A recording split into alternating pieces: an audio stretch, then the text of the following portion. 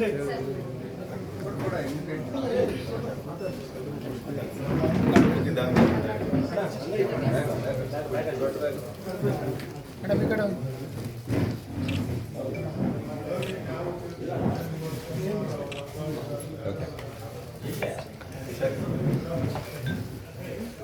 ಮಾಡಿ ಸ್ಟಾರ್ಟ್ ಮಾಡಬೇಕಾದ್ರೆ ನನಗೂ ತುಂಬ ಗೊಂದಲ ಇತ್ತು, ಹೆಂಗೆ ಮಾಡಬೇಕು ಏನು ಮಾಡಬೇಕಂತ. ನಮ್ಮ ಜಿಲ್ಲೆಯ ವಿವೇಕ್ ರೆಡ್ಡಿ IRS ಅವರಿದ್ದಾರೆ, ಅವರು ನನಗೆ ತುಂಬ ಸಹಾಯ ಮಾಡಿದರು.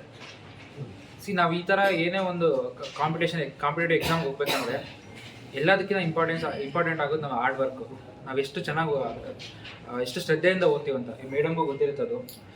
ಯಾಕಂದರೆ ಯಾವುದೇ ಕಾಂಪಿಟೇಟಿವ್ ಎಕ್ಸಾಮ್ ಬೇಕಾದ್ರೂ ನಮ್ಗೆ ಬೇಕಾಗಿರೋ ಶ್ರದ್ಧೆ.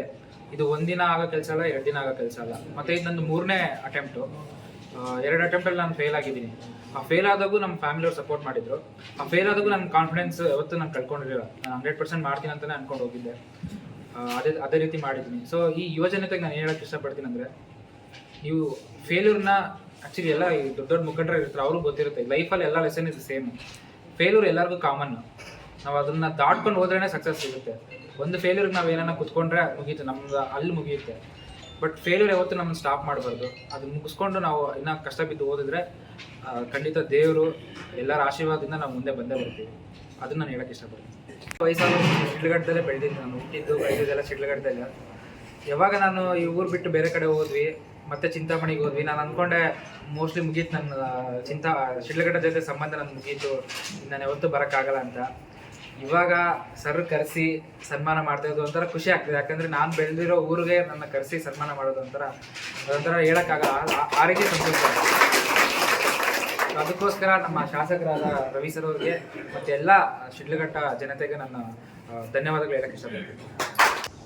ಇವತ್ತು ನಮ್ಮ ಸಾಧಾರಣ ಕುಟುಂಬದವರು, ಇವತ್ತು ನಮ್ಮ ಪ್ರಕಾಶ್ ಅಣ್ಣವರು ನಮ್ಮ ತಾಲೂಕಿನಲ್ಲಿ ಪೊಲೀಸ್ ಇಲಾಖೆಯಲ್ಲಿ ಕೆಲಸ ಮಾಡಿ ಇವತ್ತು ಮಗನ್ನ UPS ಪರೀಕ್ಷೆಯಲ್ಲಿ ಇವತ್ತು ರಾಷ್ಟ್ರ ಮಟ್ಟದಲ್ಲಿ 462ನೇ ರ್ಯಾಂಕ್ ಪಡ್ಕೊಂಡಿದ್ದಾರೆ, ರಾಜ್ಯದಲ್ಲಿ 7ನೇ ರ್ಯಾಂಕ್ ಪಡ್ಕೊಂಡಿದ್ದಾರೆ.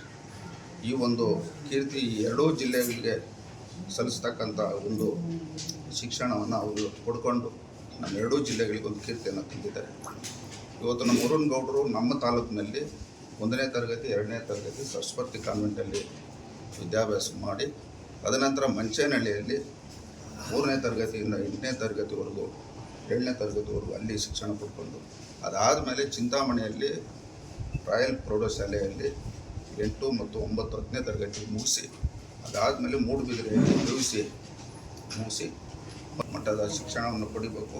ರಾಜ್ಯ ಮಟ್ಟದಲ್ಲಿ ರಾಷ್ಟ್ರ ಮಟ್ಟದಲ್ಲಿ ಈ ಒಂದು ದೇಶಕ್ಕೆ, ಈ ಒಂದು ರಾಜ್ಯಕ್ಕೆ ಒಳ್ಳೆ ಕೀರ್ತಿಯನ್ನು ತರಬೇಕು, ಒಳ್ಳೆ ಆಡಳಿತವನ್ನು ಮಾಡಬೇಕಂತ ಸಂದರ್ಭದಲ್ಲಿ ವಿಶೇಷವಾಗಿ ಇವತ್ತು ನಾವು ಈ ಕ್ಷೇತ್ರದಲ್ಲಿ ಶಾಸಕರಾಗಬೇಕಾದ್ರೆ ನಮ್ಮ ದೇಶದ ಮಾಜಿ ಪ್ರಧಾನಮಂತ್ರಿ ದೇವೇಗೌಡರ ಒಂದು ಆದರ್ಶಗಳನ್ನ ಅಳವಡಿಸ್ಕೊಂಡು ಇವತ್ತು ನಾನು ಈ ಕ್ಷೇತ್ರದಲ್ಲಿ ಶಾಸಕರಾಗಿರೋದು. ಇವತ್ತು ನಮ್ಮ ಮುರುನ್ಗೌಡರಿಗೂ ಸಹ ಈ ಒಂದು ಸಂದರ್ಭದಲ್ಲಿ ಅವರ ಒಂದು ಇತಿಹಾಸ 1962ರಿಂದ ಇದುವರೆಗೂ ಅವರು ಈ ದೇಶದ ಪ್ರಧಾನಮಂತ್ರಿ ಯಾವ ರೀತಿ ಆದರು, ಈ ರಾಜ್ಯದ ಮುಖ್ಯಮಂತ್ರಿ ಯಾವ ರೀತಿ ಆದರು ಅನ್ನೋಂಥದ್ದನ್ನ ಶಿಖರಾರೋಹಣ ಅನ್ನೋ ಪುಸ್ತಕವನ್ನು ಈ ಸಂದರ್ಭದಲ್ಲಿ ಅವರು ಕೊಟ್ಟಿದ್ದೀರಿ. ಮುಂದೆ ಏನು ನಮ್ಮ ದೇವೇಗೌಡರು ಸಾಹೇಬರು ಪಡೆದಂಥ ಕೀರ್ತಿಯನ್ನು ಅವರು ಪಡೀಲಿ ಅಂತ ಈ ಸಂದರ್ಭದಲ್ಲಿ ಹೇಳ್ತಾ ಮತ್ತೊಮ್ಮೆ ಅವ್ರಿಗೆ ಶುಭಾಶಯ ಹೇಳ್ತಾ